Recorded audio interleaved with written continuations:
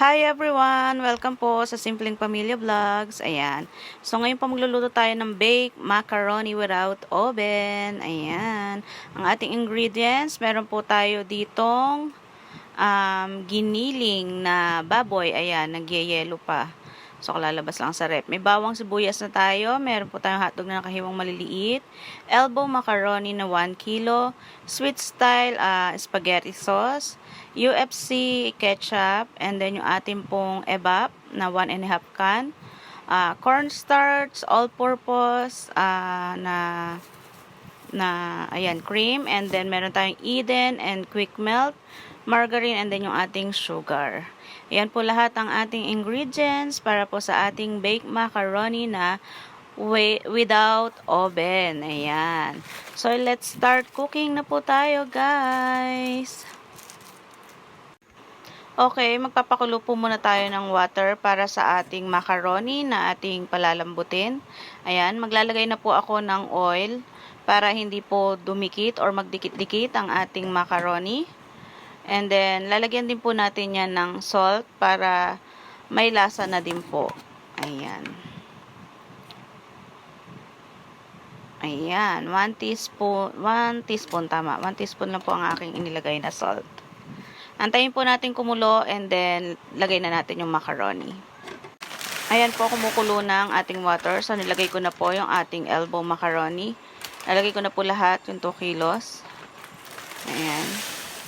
Kung alam nyo po na nagkukulang na sa tubig kapag papaluto na, mag-add lang po kayo ng hot water para po mag-continue sa kanyang pagluto.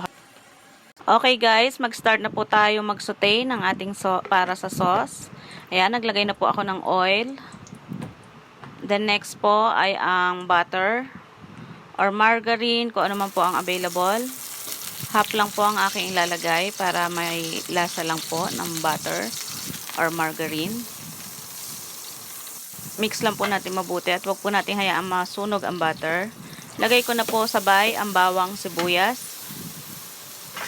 para masute. And then, kasi susute na rin po natin yung ating giniling para po hindi masunog yung bawang sibuyas.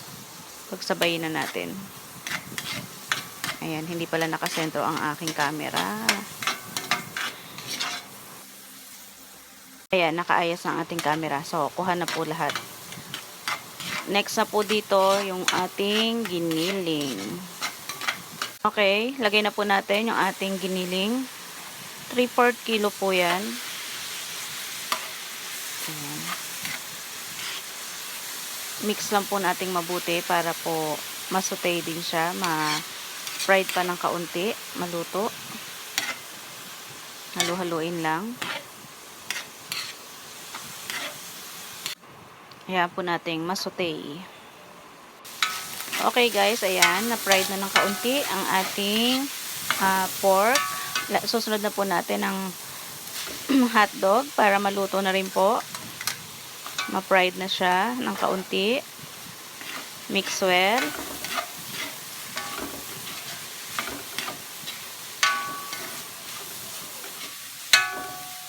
Next po, lagyan natin ng pepper para may konting anghang.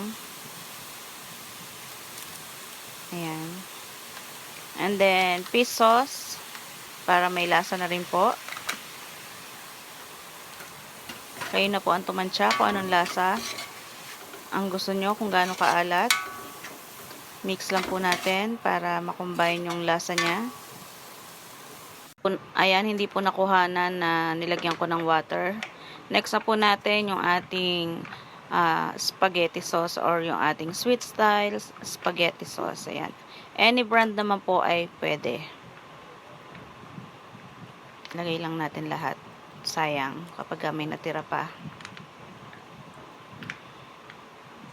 Pigaing mabuti. Ayan. And then, next po ay ang ating ketchup. Ayan. At ayaw lumabas. Okay, wait lang. Ayan po, nilagay ko na po yung buong isang bote. Nakalimutan ko lang kung ilang ml yan. Haluin po nating mabuti. Para makombine, mamix na mabuti. Ayan po, kumukulo na ang ating sauce. Ayan. And then, check nyo po ang lasa kung okay po sa inyo yung alat. Ayan. Next po, lalagyan ko na ng sugar para may konting tamis pa. So, 3 tablespoon ang aking inilagay. Haluing mabuti.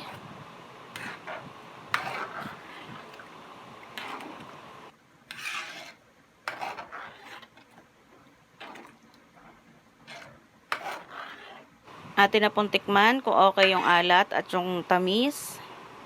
Kung tama lang para po kung may kulang, tayo po ay magdadagdag. So, okay na po yung kanyang lasa. Okay na yung tamis at yung alat. Next na po, ilalagay na po natin ang ating elbow macaroni. Binanlawan ko po yan bago ko ilagay sa dito. Ayan po. Ibang part na and then ayan na po lahat. Pagkasyahin natin. Kailangan magkasya ka. Okay, haluin na po natin para kumapit na yung lasa ng sauce sa lahat ng ating macaroni.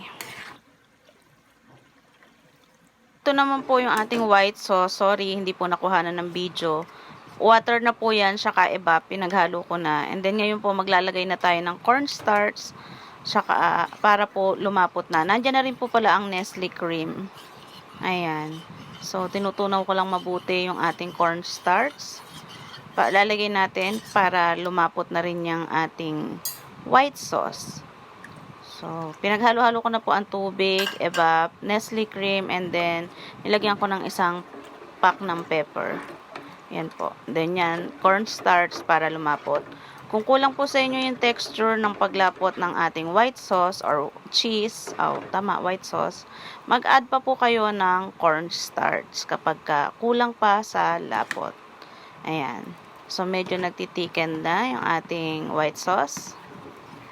So, kailangan medyo lumapot pa siya ng kaunti para po nagbubuo-buo ka agad siya kapag nilagay na natin sa macaroni.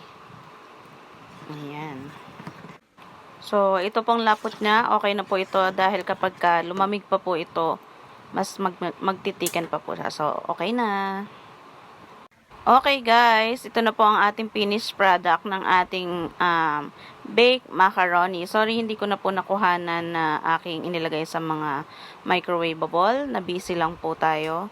So, i-layer nyo lang po. Pag nilagay nyo na yung macaroni, lagay nyo sa mga side ng white sauce and then mag-add pa po kayo sa ibabaw ng macaroni and then lagay nyo na po sa pinaka-ibabaw yung ating white sauce ulit para po mas ma-creamy. Okay guys, thank you po sa pag-watch ng aking videos. Nawa po ay inyo pong naibigan ang ating new menu for the day. Baked macaroni without oven. Pero kung may oven po kayo, masarap po kung yung oven nyo pa po yan. So, thank you guys for watching. Please don't forget to like, subscribe, and share. And click the notification bell para lagi po kayo updated sa mga latest videos. Thank you everyone. God bless you all. Bye!